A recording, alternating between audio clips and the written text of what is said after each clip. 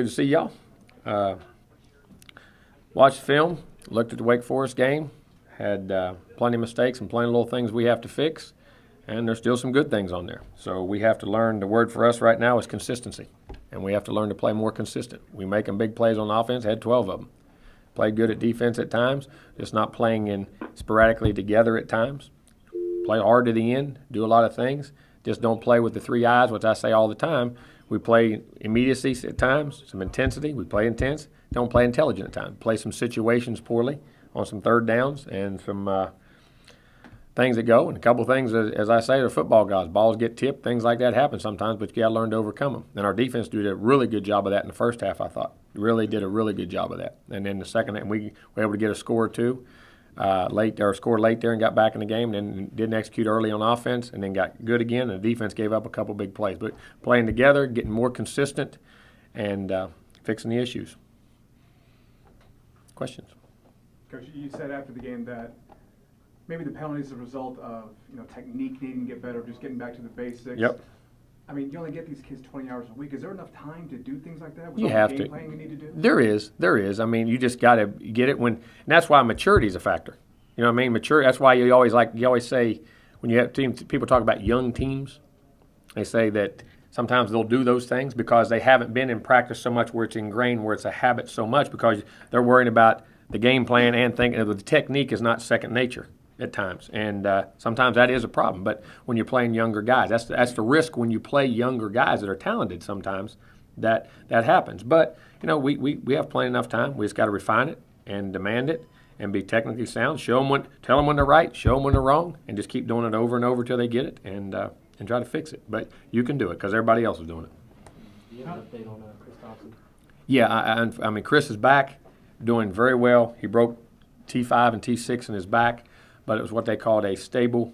It was unstable and stable in the back breaks, the way the doctor explained to me when I went up to the hospital after the game.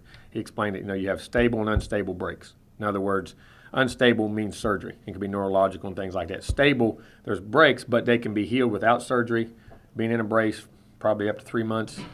I can't think of the kind of brace they put on him, but he actually can do it. He flew back home last night, was in good spirits, actually doing, not doing well, but I mean doing very well for considering the circumstances of what happened and how it happened. And the outcome looks very good, for him to do. Is that a career-ending injury? I don't think so. I mean, we have to wait and see how things heal. Anytime with that, it's the healing process. But I asked our trainers, I said it could be, and he said, no, it just depends on how it heals. It could still be okay. So, I think that's down the road you got to see, but that's not the plan as of now. What about Datko? Datko's shoulders, or he's rehabbing. He's going to have another surgery. You got to have another surgery. We've done this year. Unless he's trying to strengthen and he wants to try to do that, see if he can bring the strength back in him, like he did last year, what he did last year, see if he can salvage any, but I don't know if that's the right thing to do. Again, doctor's thing, that's why we elected not to play him then. He tried to spend 2 weeks and build the strength back in his shoulders, and he didn't have much of those other 2 games. Kept it from us a little bit, you know what I mean? But he's an extremely – he played last year like that, and so he definitely won't play this weekend, and I don't want to say he won't, but I doubt he'll play the rest of the year. Anybody else? Ask me. I have to think about it. I'm trying to think of that.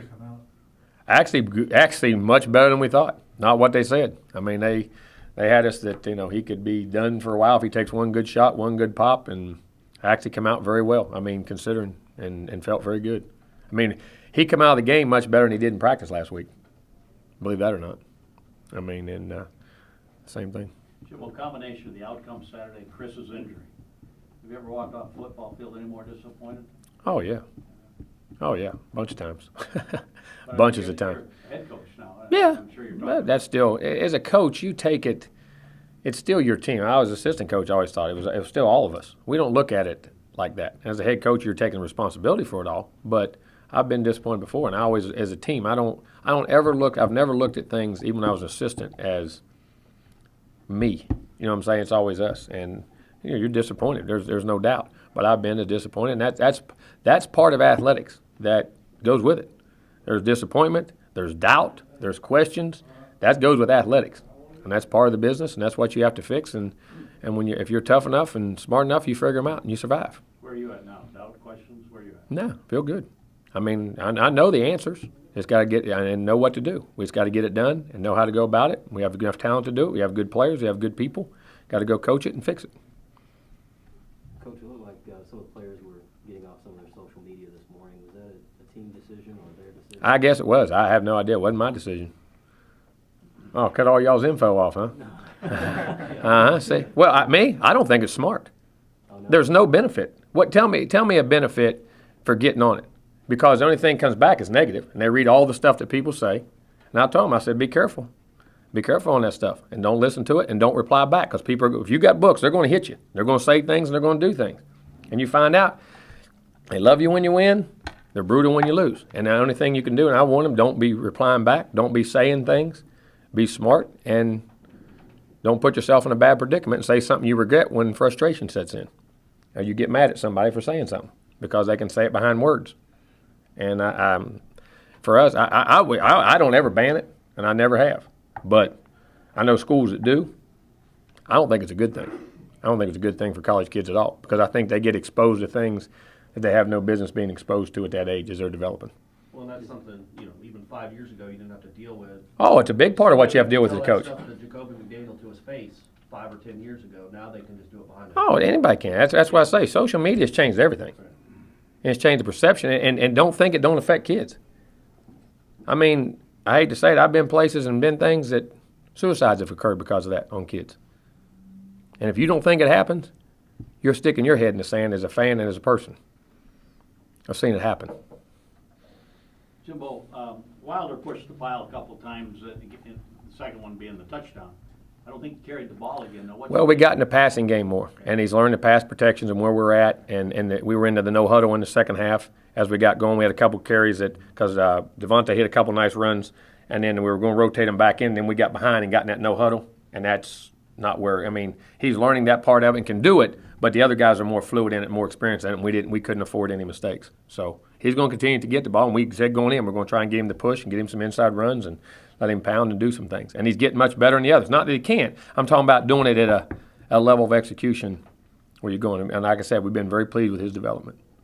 How did Bobby Hart do this first start? Okay.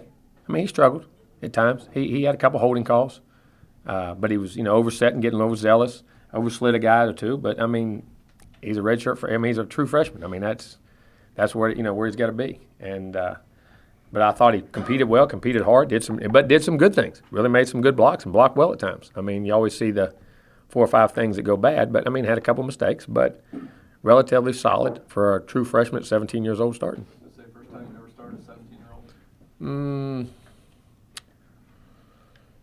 Nope. Jamarcus started at 17. Coach, it seemed like Clint was throwing the ball exactly where Wake Forest wanted him to throw. Did they just do a great job game planning against him, or he just didn't have it that day? A couple times, and both interceptions came on tip balls. He had open guys, and balls got tipped at the line of scrimmage. We missed a cut on the edge on the first one. We had a guy on the out route, and defensive lineman got his hand on it and deflected it. And the second, we had a crossing route that was coming open, and he didn't get it. He threw it down a little bit too low, and a guy tipped it. From that standpoint, I mean, he threw a deep ball into coverage one time and double coverage on a post route to Rodney. Other than that, throwing into double coverage, he didn't. The 2 interceptions came on deflected balls that were not bad decisions, but we got to find a lane to throw, or one of them we got to get the guy cut. We didn't get a guy cut. And the second one, he's got to find a lane on the crossing route, which is a quarterback's responsibility. Jimbo, it seems like defensively, it seems like 95% of the plays, they're shutting everything down, and then there's those 5 or 6 plays. And It changed the game. Is the head coach, do you get involved in terms Yes. of personnel? Oh, yeah, we do. And I do. And go. I see every aspect of what we do. I mean, that's why we practice against it. We watch film together. I know everything they do on defense, go over the game plans with them, what they're going to do. And guys didn't trick. We give up about 2 of them were go. One was a trick play that Greg actually saw and slipped when he broke back, but didn't slip. And then Zay got beat on a go. And then the rest were runs. And we had guys there that we should have been no gains. We didn't at the inside backer. We didn't get over to the gap. We didn't squeeze at Sam, and we should have been over right into the hole and should have been where they would to taking off the double. He would have made it, or the end would have made it. We were staying in the middle, not triggering, and allowing the double team to get up and getting that little steam on the stretch. A couple times it did, and we didn't get there. And we were doing it the whole game, and all of a sudden about 3 times we didn't do it. And they hit the big runs in the second half off of it. And we didn't get there. But yes, we go over that, see that the plan they had was good. We didn't trigger, and we got to be more consistent when we're doing it. So you're giving up 35 points 2 weeks in a row, but you're confident in what you're doing. What we're doing is sound. It's how you're doing it. You know what I mean? It's how you're doing it, and we just got to, like I said, be more consistent. You're doing it. If it's the same thing you're doing in the first half to shut them down in the whole game, and they haven't changed the scheme or the play, you have to keep doing the same things. You know what I'm saying? And that comes from I think guys trying to make big plays too much. Right now, and as things like this happen, what we have to remember as a team and those guys, the game is bigger than all of us. Bigger than anybody's ever coached it. Bigger than anybody's ever played it. And you go out and think you're going to force it, and you're going to go make big plays, and you're going to do this. You can't. You got to play the game. You got to make the smart play. Make the smart play, be the consistent play. When the big plays are there, you take opportunities and you make them. And that's what you have to remember. You got to go back to fundamentals and basics of not only how you work and practice, but how you think. Because you can press yourself into thinking that you have to make up. It's like when you get behind in your schedule and you start hurrying in what you're doing.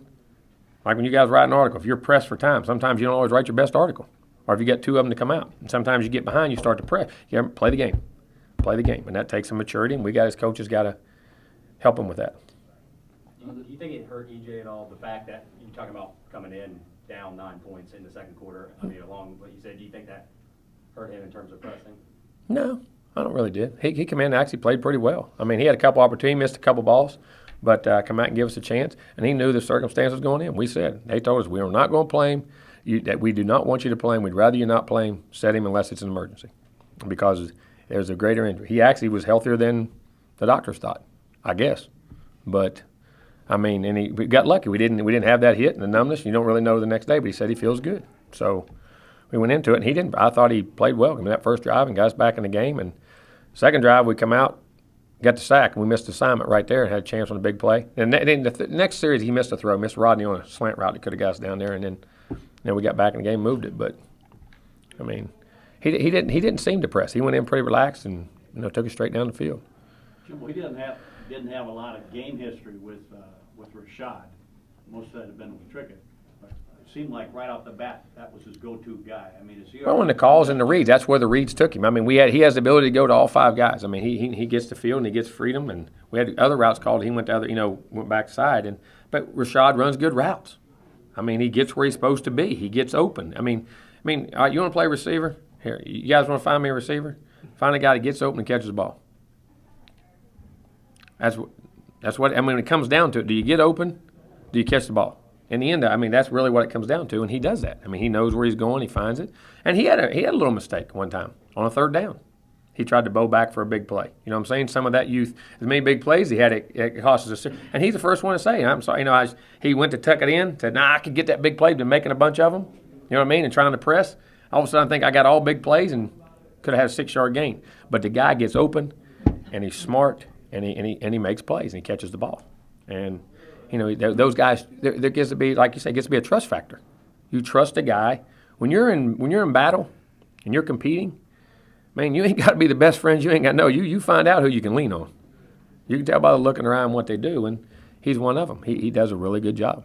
Christian seems to be coming on fast as well, doesn't he? I'm sorry? Christian Green also. He's getting better and better. He's getting better and better. We got to get some blocking things cleared up with all those wideouts. Those young guys, that's the other part you forget about. You get in that run game, there's some push-crack responsibilities and how they handle pressure and how they handle support that makes a big difference. And but those guys are learning to make plays. They're getting confident. They've caught balls in games, and they're getting better and better. They're freshmen, and they're getting better. Both of them, I believe, had 100 yards. Is that kind of the model of consistency, I guess? Well, I think Rodney Smith's done some really good things. He didn't have as many big plays in this game, but he played pretty well. He played pretty good the last game at times. He's getting more consistent. That's the thing Rodney's doing. And there's some other guys that are doing there, but those two right now are doing a really fine job. Would you ever, as a head coach, would you ever go to a position coach or a coordinator and say, I want you to play that guy? Yes. So that's, Yes, I would. If I think it's a problem, yes. I mean, ultimately, yes, I would. I mean, and try to and say we need to make some changes or explain to me why he's not playing. I mean, I think that's my job to second. I mean, just like everybody's second. I mean, you out there in the media, and I say that everybody's second guess you as a coach. But as a coach, you got to second guess your coaches too, as far as why you're doing things. The key is tell me why, what we're doing, why we're doing it, and how we're doing it, and that's what we got to get to. And that goes at all positions. I mean, that's accountability. We hold the players accountable. You got to do it. Does that get amped up with a 3-game losing streak? Do you talk to them more? Does it? No, I mean, because we're not trying any less. We're not going to try any harder.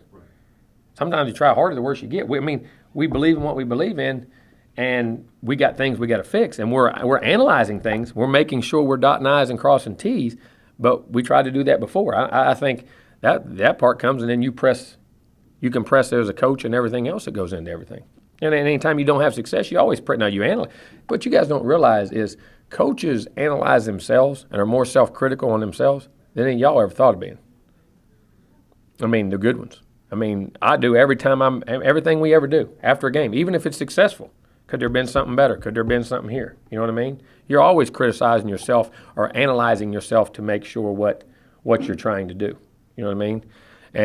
And sometimes you know the answer, but sometimes there's not a solution, or sometimes there is. I mean, that's the thing as a coach. Sometimes you get handicapped. We know the problems, but sometimes the solution may take some time, or you may have to do it in another way, and that's part of coaching. I mean, that's part of it. We're problem solvers. Not everybody sees the problem. We have to figure out a way to solve them. Do you look possibly to making some personnel changes this week, depending on practice? In where? In regard? Specifically, like offensive line, obviously struggle. You look to maybe shake some things up there. Yeah, but there's not a lot of guys that stick in there. If you looked at some of the freshmen, possibly. I mean, as you go, if they're ready. I mean, if they're ready to go, that's the other part of it you're trying to answer. I mean, there's not a lot of linemen. I mean, Faircloth he's blocking a guy and gets a scout DB accidentally runs into him, and he ain't even really blowing. I mean, he ain't it's going through assignment, and he gets a concussion and was having a good week of practice. You know what I mean? I mean, it was just a freak thing. There's not a lot of body because you lost Snyder, you lost Sanderson, you lost Dadco. It's not excuse. We got to figure it out. It don't matter. But we're continuing to practice those freshmen, and as they get better and we think they're ready, they can get in the game and function and do all that, we would. I mean, we would definitely put them in the game and do it like we did Bobby.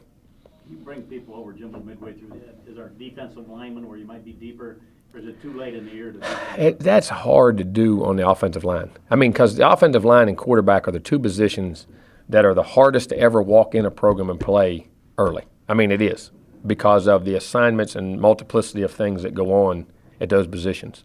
You know what I mean? I mean, if you had to, you would.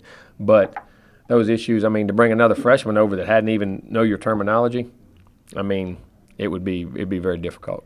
2 questions left. Carlos- Florida State. We can take some, I don't mind. I'm sorry. Florida State, and Miami are all unranked this week. First time since 1982. Really? We all know what this state produces high school-wise. Mm-hmm. I mean, just how bizarre a phenomenon is that? Well, since 1982. It's 29 years. It's pretty bizarre. I mean, it is. I mean, we've got to play better. We need to play better football. We just have to play. And, things happen for a reason. I mean, things happen. Like I said, 1980, probably 99, 2000, all that, Alabama and Auburn were not very good. Now they're winning national championships. I mean, it'll come. We've all got good players.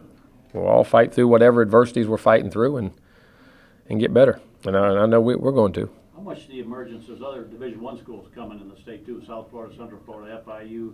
You go against them recruiting, but how much when you get to like this point in the season, does it affect recruiting, or does it at all? Well, I'm thinking you've lost 3 in a row, and you're out there hustling, trying to get. Mm-hmm. Does that affect what you're able to do? I think it hasn't really yet.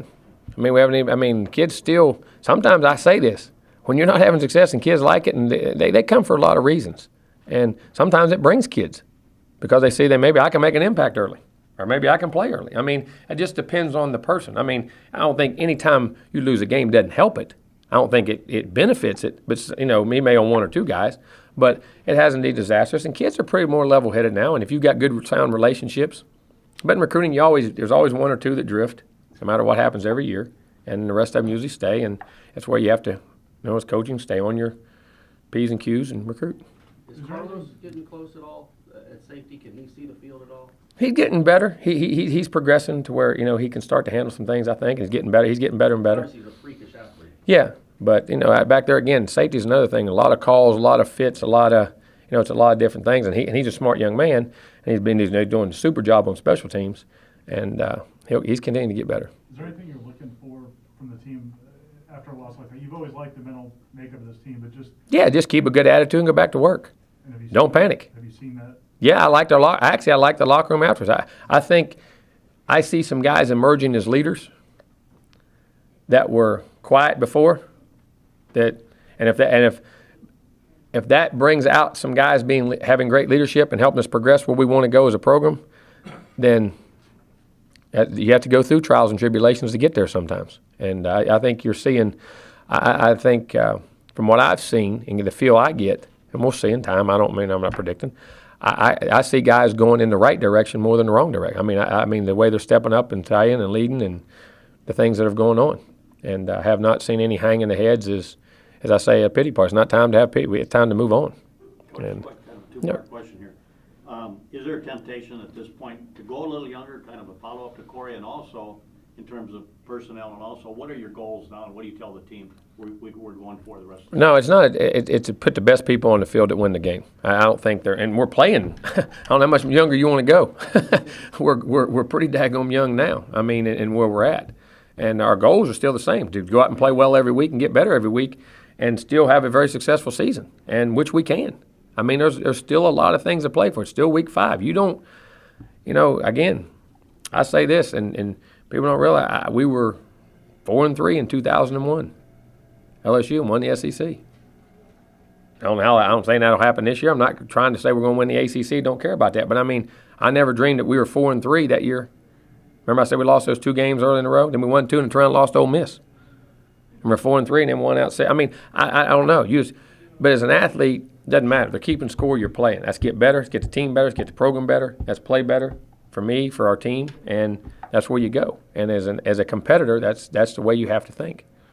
So wait and see thing Last at quarterback? question. Is it wait and see thing at quarterback? No, EJ should be good. I mean, he should be good to be able to play because he come out of there well and his shoulder feels good. I mean, and it's good. No, EJ will be the starter. He would have last week if they said he'd been healthy to go. Like I told him, when it come down to it, I looked at it and I said, would I play Trey or Ethan in that game if he was my son as a starter? Only in emergency. And they said only play in emergency, and that's exactly what I did because there's bigger things than that. I mean, that kid's career. If somebody if it was your son and they told you to give him a week, what would you do?